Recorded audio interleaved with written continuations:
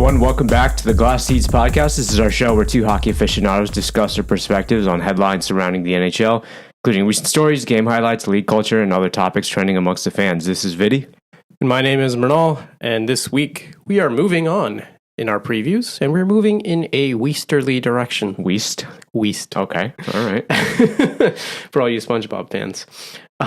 So we're starting with the Central Division, our first Western Conference division. Yep. Recap on how we do these previews. We're going to talk about each team. Each team is going to get placed into one of four ranks: contender, playoffs, fringe, or lottery teams. And then at the end, we'll give our 1 to 8 prediction of the division. Sounds good? Sounds good. Let's start in the desert. Arizona Coyotes. Last. Yeah.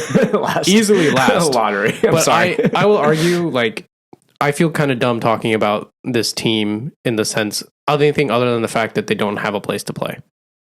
Like just they're homeless? Yeah, what's the point of talking about, this player versus that player when, this team might not exist. This team might not exist. It might get moved. Yeah. What does it matter? Yeah. And, even the team, I looked at it. After this season, they don't have a single defenseman under contract. Oh. All 6 of their defensemen are expiring this year. So they are preparing for doomsday, it sounds like. I don't know. Can you even prepare? Remember last episode? I think it was last episode. We were talking about, I think it was Philadelphia, and we're like, what the hell is the plan here? This is that on steroids. Yeah, but if we talked about this in a few previous episodes, but to just kind of recap why we're talking about this, currently the Arizona Coyotes share an arena with Arizona State University. Nobody's happy about this. It's a very tiny arena. Yeah. And especially the traveling team, the away teams. Yeah, the away teams, they don't have, it's not an NHL level facility. No. Bottom line. And their whole plan was to build a new entertainment district in Tempe, Arizona, and that's where they were going to play. That got voted down by city council, and they are currently still trying to find a place to play. Yeah. So, we can sit here, we can talk about how they added Matt Dumba, Sean Dursey, all these other players, Alex Kerfoot.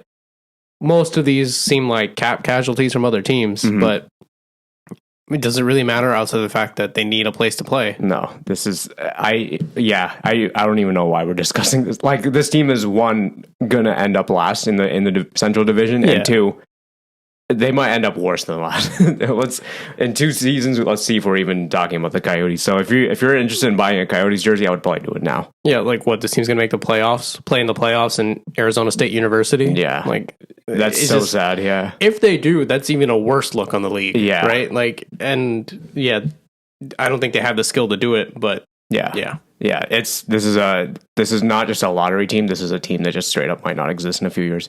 Sorry, Arizona fans. That's not even us being harsh. It's not looking great. I was listening to the 32 Thoughts podcast with Elliot Friedman, and their thing was just saying the shadow of Salt Lake City looms large over Arizona. I think so. I think Utah would do great with a team, but for whatever reason, Gary Bettman is insistent on having 2 teams in the desert when there's already one wildly successful one. Yeah, and it's the new one. It's the new one. Arizona's been there for more than a decade. Move the team, yeah. Yeah. How much money do you want to lose on whatever? Anyway. It's his decision. Yeah, lottery team. They're going to be last in the division. Yeah. Let's move on to one of the more interesting teams, Chicago Blackhawks. So, in terms of my notes and ranking here, I put kind of an asterisk. And right now I have them ranked as 6th. And 6th as if Bedard goes off, fringe team. Super hot take, probably. If Bedard goes off, fringe. I think that's pretty hot. Otherwise, lottery team below even St. Louis. And I had St. Louis 7th, but we'll get to that. Wow, that's a big range. Yeah. So I have Chicago 5th as a lottery team. Okay. And you're right that the most interesting story here is Connor Bedard, first overall pick this year. Yeah. What's he going to play like? Yeah. Right. But, think about the fact that both Patrick Kane and Jonathan Toews are no longer playing on this team. Yes, but Taylor Hall also joined the team. I think Hall and Bedard could do some serious damage together. Yeah. But, Chicago's trying to come back for a real while, but I think this is the true change of an era, right? Yes, no definitely. Kane, no Toews. Yeah, Crawford's gone. Yeah, all those big guys. Those 2 were the last of the cup winning team. Yeah, right. This is a definitely new era Blackhawks. Yeah, and some of these names like Taylor Hall, Corey Perry, I think these are bridge people, right? Yeah. They're not going to be, when Chicago is back to contending, I don't expect those players to be there. No. They're there for now to support Connor Bedard and whoever else their new core ends up being, right? Like, just look at the list of prospects that they're expected to play. Outside of Bedard, Alex Vlasic, Philip Roos. I'm getting these projections from Cap Friendly. So Cap Friendly has them as potentially playing at some time this season. There's a lot of turnover here. So I think you're right in saying that it's hard to guess, but I don't see them making the playoffs this year. I think when you have such a big change of an era, it takes a little bit of time. Yeah. The only reason I somewhat disagree with that is because we saw it with the Austin Matthews era in Toronto.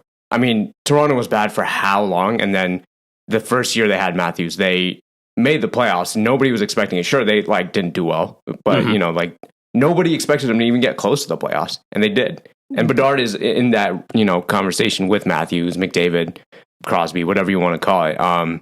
So that's why I'm just not ready to write him off just yet. Bedard has that potential to at least take this team to the playoffs. Are they going to do damage in the playoffs? Absolutely not. Okay, but I'm not ready to write him off entirely yet. Gotcha.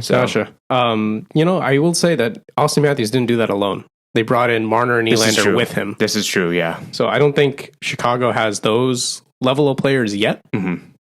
But it's getting there. Like Peter Mrazek, Nikita Zaitsev, these are other players they've added. These are to tide it over, I think. Yeah, definitely. I mean, and hopefully this is also more so than anything, hopefully this is a growing year for Bedard in Chicago. That's the amount of pressure that's already on this kid, considering that Taves and Kane are gone. He is literally, his first year is the new start of an original six era that just won 3 and 6, Yeah, and he's immediately going to be compared to Matthews, McDavid. Immediately. We're on this podcast. The season hasn't started. It's September and we're already talking about it. Yeah, he hasn't played a game yet. Yeah. He hasn't stepped foot on NHL ice in an actual game, but here we are still talking about it. Even in the preseason, whatever his first game is, that preseason game is probably going to be sold out. Yeah. So, yeah, take that with you, whatever you will. But I don't know. It's just, honestly, if he wins the Calder, I think the season's a win for Chicago. I think so too. Yeah. This team is not doing anything in the playoffs if they even make it. So take what you can. Have some hope for the future. That's the best you can get. But that being said, 6th if Bedard goes off, 6th in the division. Otherwise 7th. Okay, I have them 5th as a lottery team. Got it. Okay. Moving on to Colorado. Do you think they still have another cup run in them? So this team has already been kind of struck down with injuries, let's say. I believe Landeskog is confirmed out for the entire year. And because of that, I do still have him pretty high up in the rankings. I have him 2nd and making the playoffs. The only reason I don't have him as a cup contender is purely because of these injuries. And injuries killed them last year, and they still finished 1st in the division last year. But injuries hurt them a lot, So it's really hard to say right now. I'm gonna have to disagree. Okay, I have them 1st in the division. This is a cup contender still. Yeah, because yes, Landeskog is going to be out. They have some big losses like JT Compher coming out, Eric Johnson on defense coming out. But look at who they added. Ryan Johansson, Ross Colton, Jonathan Drouin. Those are big ads. Don't you think they're big ads? Able to replace that production that they lost to injuries? Yeah. I mean, we will see. Drouin didn't have a great time in Montreal, it didn't seem like. Yeah, but he has it in him. Yeah, he was very good in Tampa. He just had an attitude problem. And, let's see. Sometimes all it takes is a change of scenery for a player to just reignite again. And, look at that center line of McKinnon, Ryan Johansson, Ross Colton. Yeah, crazy. That's a pretty good center line. That is crazy, yeah. So you said you had them 1st in the division. I have them 1st in the division. I don't think anyone can beat this team. The only team that comes close is Dallas, but I have Colorado ahead of them. They have quite a few contracts expiring this season. Devon Taves is a big one that will need a new contract or probably will have to play somewhere else. So I think this team still has another run in them, but I think the window's closing fast. Yes. So I do have them as a contender, at least for the season. Okay, cool. Yeah. I have them as playoffs, but assuming they stay healthy, then cup contender for sure. All right. Moving on to Dallas. Yeah. This is the other strong team in the division. I don't know. They had Jason Robertson leading the team by a large margin. Yes. You're expecting him to get better. They have extensions for Dadonov, Dellandrea, Hanley. Quite a few contracts expiring this season. They have a big addition in Matt Duchene, who will be probably centering the second line, maybe the first line. Mm-hmm. So I have this team as a playoff team, but not quite a contender. Okay. So we're the opposite with Dallas and Colorado. I have them first in the division, cup contender. Yeah. And because, like you said, Matt Duchene, I still am trying to wrap my head around why Nashville decided to discard one of their top 5 scorers. Mm-hmm. Beyond me, and now he's going to one of the strongest teams in the division. In my opinion, the strongest team. I think what may have killed them in the playoffs, Dallas, is they won the whole Jamie Benn not showing up when it needed to, or kind of disappearing when it needed to. But a lot of players on that team just not stepping up the way they should have. I thought Robertson was a little bit silent, and given it was a little bit early in his playoff career, I think they'll figure it out this time around. I think they just needed to get somewhere, and then they'll figure it out a little bit more. So let's see. Yeah, with Robertson having such a big breakout season, I think this is probably the first time in the playoffs he was targeted as this is the guy we need to shut down. Yes. So I think dealing with that, and you're going to expect their young players to get better, like Rupe Hintz, Robertson himself, Heiskanen is so good in the back end. Mm-hmm. And then they have Ottinger in net, who's so good. Yeah. So they have the trifecta: center, defenseman, goalie. So I expect them to be good, but I don't quite see them beating out Colorado just yet. So I have them as a playoff, and I expect if they make the playoffs, they'll probably make it second round, depending on when they meet Colorado. Dallas and Colorado is a playoff series I really want to see. Yeah, and I expect them to be in some order the 1-2 in the division. Got it. Okay. So those sound interchangeable. So that'll be probably a second round matchup. Yeah. Oh, yeah. That's going to be the one to watch. Yeah. Yep. So I have them second, playoff team. I have them first, cup contender. But like we said, those could easily be swapped around with Colorado. Yeah. I think you're just hoping Pavelski gets his cup. I'm so biased. That man deserves that cup more than anything, but deserves doesn't mean anything. So I think for those of you listening to this first time, I think Pavelski is Viddy's favorite player of all time. He is, Yes, he is. I will openly admit that he is my favorite player of all time. So all right, moving on to the Minnesota Wild. It's not really that wild. No, a very middle of the pack team in my opinion. I have them as a playoff team, third in the division. I don't see this team doing damage in the playoffs, if I'm going to be totally honest. Mm-hmm. So, I mean, this is the Minnesota Wild. They haven't really done anything different. I expect the standard from them. Yeah, first or second round exit. Yeah, that's where I'm I think they're just. If you're a Minnesota fan, you should be happy that they're at least making the playoffs now, but at the same time, you should be very frustrated that they're oh, God, we made the playoffs. Have a good offseason, guys. I don't know. Just do something with it. I don't know what's going on with their D-core. They lost Dumba and Klingberg and didn't add any defensemen. Yeah. So, in general, the additions was Patrick Maroon. That's about it. Yeah. So, I don't know. They seem fine being a playoff team and just getting bounced early. It sounds like. Yeah, I don't know. They didn't change much, so I don't expect anything different. Yeah, I was I don't know what you want me to say. I don't know what to talk about here. They're about the same team as last year. They went out in the first round last year. Yeah, to Dallas. I expect the same. They'll meet Colorado or Dallas in the first round and 2 games maybe. Yeah, and then that's about it. So. Yeah, sorry, we don't have anything better. The team's about the same as last year. So I have them fourth fringe team. Yeah, third playoff team. I think they'll make it just because the Central is wildly variant in terms of what's making the playoffs and what's not. But I don't expect this team to do damage. Nashville Predators. Like you said, they lost some center depth. Yes. Matt Duchene, Ryan Johansson, both gone. Yeah. But they bring in big boy Ryan O'Reilly. Yes. That's a big ad. That's the only reason I haven't completely written them off. Yeah. And on D, they bring in Luke Shen, Gustav Nyquist. Mm-hmm. I know this team is kind of rebuilding, but they're getting some good players in here. Yeah. This is, so I wrote this team as a low fringe team, barely, maybe wildcard 2 position if they make it, fifth in division.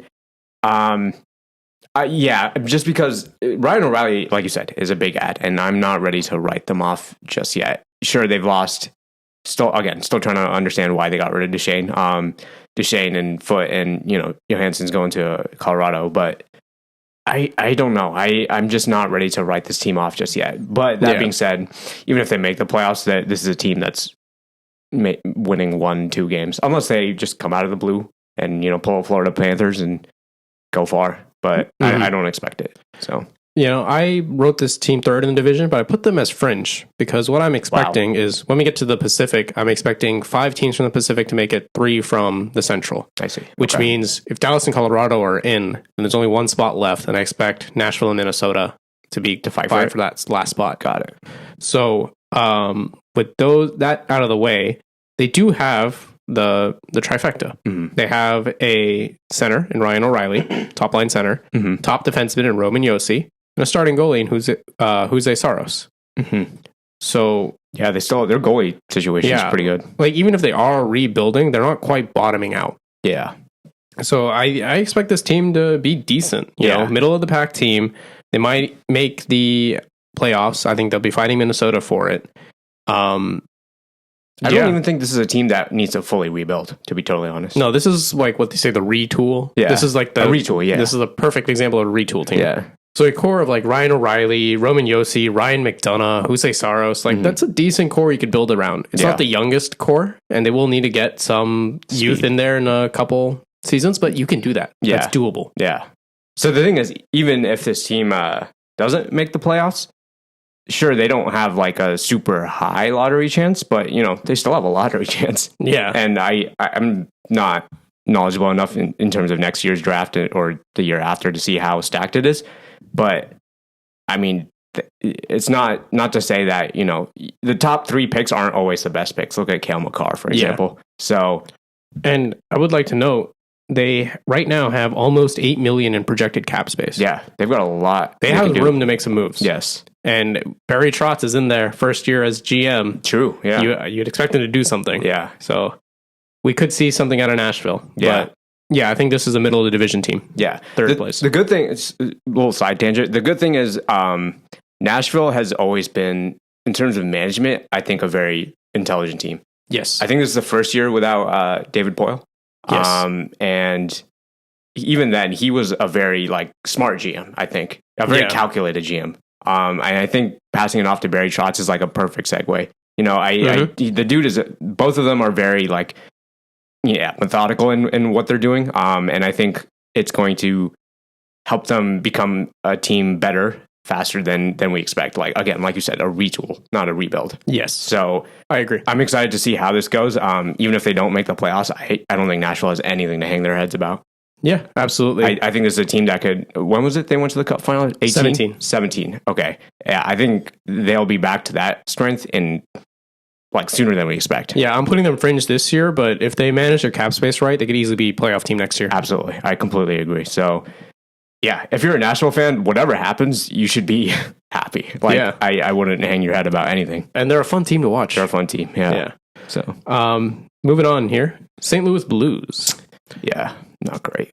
This is, I don't know what to expect from the Blues. I have them 7th in division. I think the glory days of Jordan Bennington being Dominic Hasek are gone.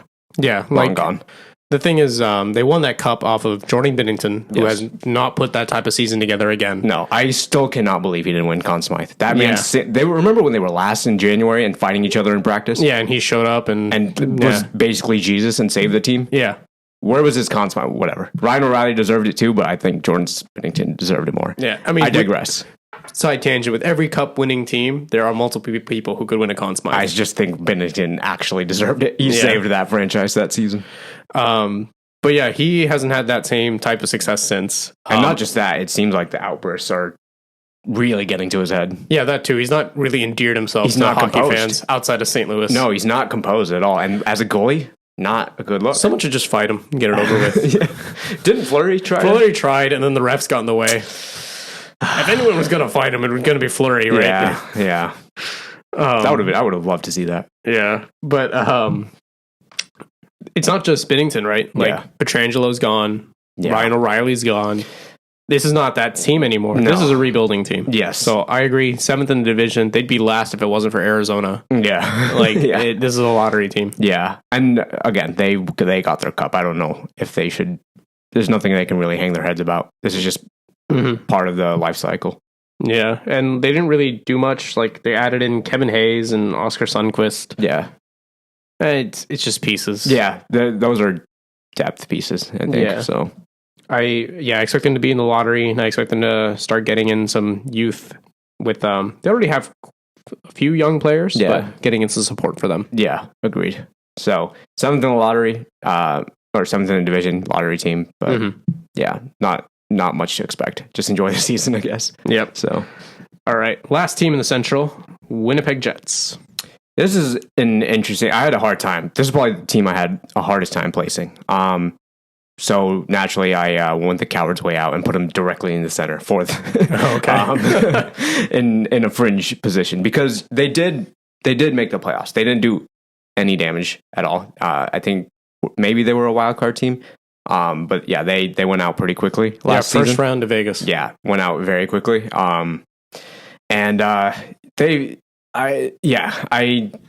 The division is not a strong one. Central's not super strong. But they've also lost a couple of key players with, Luke Dubois, Blake Wheeler.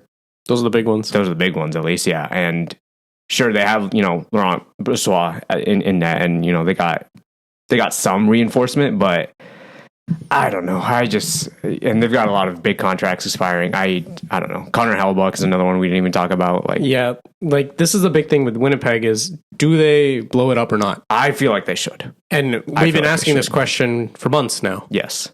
Probably since mid last season, right? Mm-hmm. Do they blow it up or not? So the only one thing I'm almost certain about is this is their last season to make the playoffs. Mm-hmm. I think if they make the playoffs, I have them as a fringe team. I think if they wanted to make the playoffs, they could. Do I think that's a smart decision? No, I think they should get a head start on their rebuild. Yeah. So when I made my notes, I was under the assumption that Connor Hellebuyck was going to be out at some point.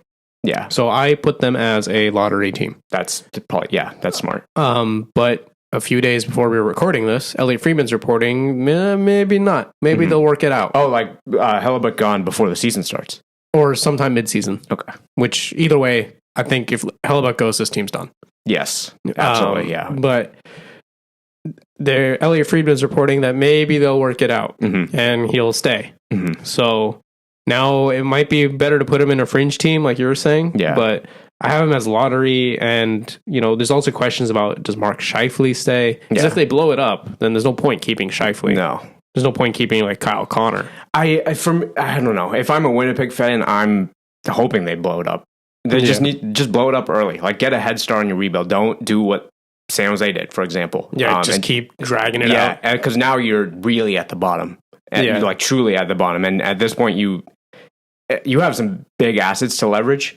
And that trade deadline could be, as a Winnipeg fan, probably the number one thing you're either having anxiety about or looking forward to. Yeah, if you decide to blow it up, having Mark Scheifele available at the trade deadline. And Hellebuyck. Yeah. Jeez. Are you kidding me? That's those are huge, because people at the GMs at the trade deadline are willing to pay out the ass because they're just it's basically Black Friday, right? For them. They're just trying to get the best deal possible, and they're just trying to get anything at that point. Look at the Rangers last year. Oh man. If I'm Winnipeg, I'm kind of competing and then selling hard at the deadline and not taking any sort of, I'm not showing any mercy to any GM. Yeah, so look at the list of contracts expiring this season. Yeah. Those would all make great deadline rentals. Even Niederreiter, Dylan, Logan Stanley. Yeah. These are all players that teams will want for depth. Yes. And because they're all expiring this season, you can retain on at least 3 of them. Yeah. The amount of upside, I don't know. Winnipeg can make the playoffs. That's the point I'm trying to make. I don't think they should. I think they should absolutely leverage the shit out of these players. And, if you're going to blow it up, this is the right time to blow it up. Yes, basically. If you're going to commit, then you're committing for the next, 2-3 years at least. Yeah. And I think if they make the playoffs this year, a lot of these players are going to walk. We know they're going to walk. And now you're probably maybe 2 seasons behind on your rebuild. And you didn't get any assets. And you're not making damage in the playoffs. What the hell do you have to lose? And you didn't get any assets for these players. Yes. Because they walked instead of you trading them, right? Yeah. So I think this is, sure, you can make the playoffs, and that's why I have them as a fringe team. I don't think it's a smart decision, though. Yeah. We'll see. It's up to Mr. Shovel Day Off. Yeah. Whatever he wants to do. Yeah. But if you're going to blow it up, this is the time. This is the time, yeah. That wraps up the Central Division. Mm-hmm. What are your thoughts on this division overall? Dallas and Colorado are Titans.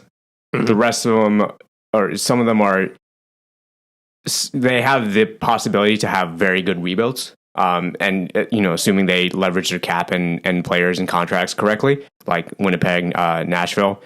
Minnesota's just kind of there, I guess, because they didn't really do anything. But the rest of them are more or less rebuild teams. Yeah, so I'd say this is the weakest division.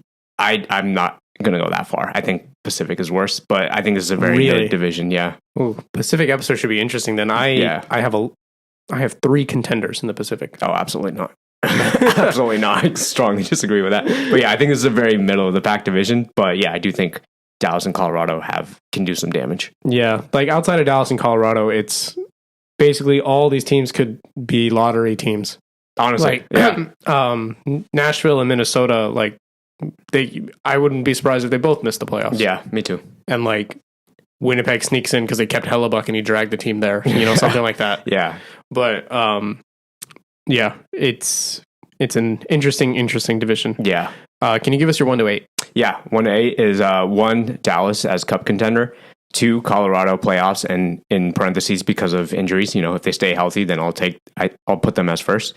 3rd Minnesota playoffs, 4th Winnipeg fringe, 5 Nashville low fringe, 6 Chicago, and that's with the asterisk if Bedard goes off fringe. Otherwise, I'll put him 7th below St. Louis. And then currently 7th St. Louis lottery team, 8th Arizona lottery team, maybe not even exist in a couple years. Yeah. So, I have a similar, but like I think the middle of it is all jumbled up because I think it's all just lottery teams, right? Yeah. So I have Colorado first as the only contender. I have Dallas as a playoff team.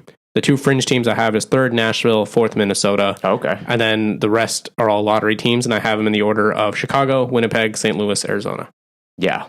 That could be totally right too. Honestly, like it's a very up in the air. Colorado, you put Colorado and Dallas at the top 1, 2, and then you figure out the rest. And then the rest is you might as well roll a dice. Yeah, and then Arizona at the bottom. Yeah, basically. So 1, 2, and 8 are pretty much a lock in my opinion. The rest of it is up for grabs. So interesting division to watch. I hope you guys enjoyed this preview. This was a Central Division. We got one more division preview to go. Apparently, it's a very controversial one. Yeah. We'll have that one out next week. So we are at Glass Seats. We are out every week. You can listen to us on Spotify, Apple, Google. We are also on YouTube and Instagram. At Spud Network Podcast is the handle. So you can follow along there for this show and all of our other shows. We'll see you for the last preview. And after that, it's preseason time. Yes, sir. Catch you next episode. Bye. All right. Peace.